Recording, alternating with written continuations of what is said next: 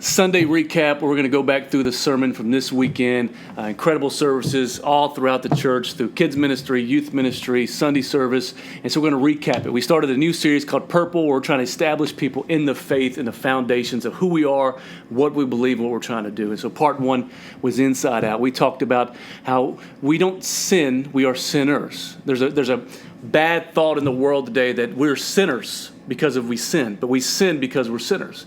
And so if we go back way to the beginning, when God created the heavens, the earth, the universe, 400 billion stars, and then he stopped after speaking all those things in existence and began to form man. And it says he formed man with his intimacy, with his fingerprints upon us, and he poured his spirit in us. And so like most things, when God does something, he does it perfectly, pure, holy, and beautiful. And as he poured his spirit into the first man, Adam, it was transparent, it was clear, unpolluted, undiluted, and perfect in every single way. And as you would look into the glass with the transparency and the clear crispness, it would reflect God's image.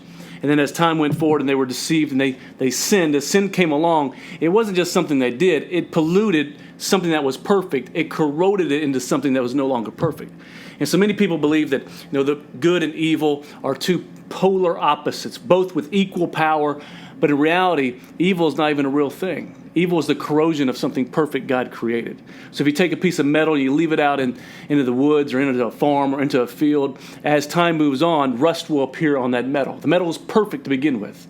Rust has no physical elements, no physical compound to it. It's just a corrosion of something that's perfect.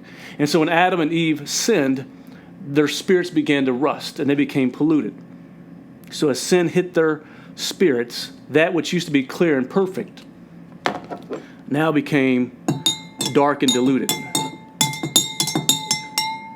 It no longer reflected the image of God. When people looked into it, it was now distorted and no longer reflected. And so Adam and Eve hid from God. And since that day, we've all been trying to cover our sins and hide because we know how dark and deep and wicked we are inside our own hearts. And so then the law comes forward, and the law would take that which was corroded on the inside, and it would try to dress up the outside. If something was to happen, you would sin, the law would give you the ability to clean off the outside of the cup. And Jesus came along 4,000 years later and said to the Pharisees in Matthew chapter 23, he says, "Woe to you, you clean the outside of the cup, but the inside's still dirty." And that was the whole point of the law. The law could do nothing for the inside. It could only address the outside. And so Jesus says we have to go deeper.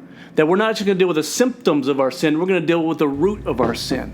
So once the inside is dirty, Mark 7 says it's not what goes into a man that defiles him, but what comes out of a man that defiles him. And so we live our lives with this darkness, this evil, this sinfulness deep down inside of us, greed, selfishness, jealousy, all these things. And then as life comes, it's real easy to pretend like you got everything together. It's real easy to act like you have the right image until life catches you off guard. It's real easy to act like a Christian. It's very difficult to act like Jesus. What happens is when life hits us and you get shaken, whatever shakes you is going to make whatever's on the inside come out. And whatever's on the inside will come out at some point. The good, the bad, the ugly, the sick, the evil, the wicked, it's going to come out. And so you have to make sure you take out whatever's on the inside and replace it with something better, which is the character, the nature, the holiness, the purity of Jesus. And so the gospel is this message that takes us deeper beyond our image to the heart of the matter. And the heart is sick and wicked and deceived above all things. And so Jesus told the Pharisees, he said, listen, you're looking at the wrong thing. The Sermon on the Mount, he told the people, he said, listen, the law says don't commit murder. But he says, even if you have hate in your heart, you've already sinned. If you lust after a woman, you've already sinned. It doesn't matter if you commit adultery because your heart is wicked. He was trying to explain to us that sin is not what you do, it is who you are. And so Jesus comes preaching this gospel, and he tells us in Romans 6 that in order to be saved, you must be born again, meaning you have to pour yourself out. And as you pour yourself out, he pours himself into you again.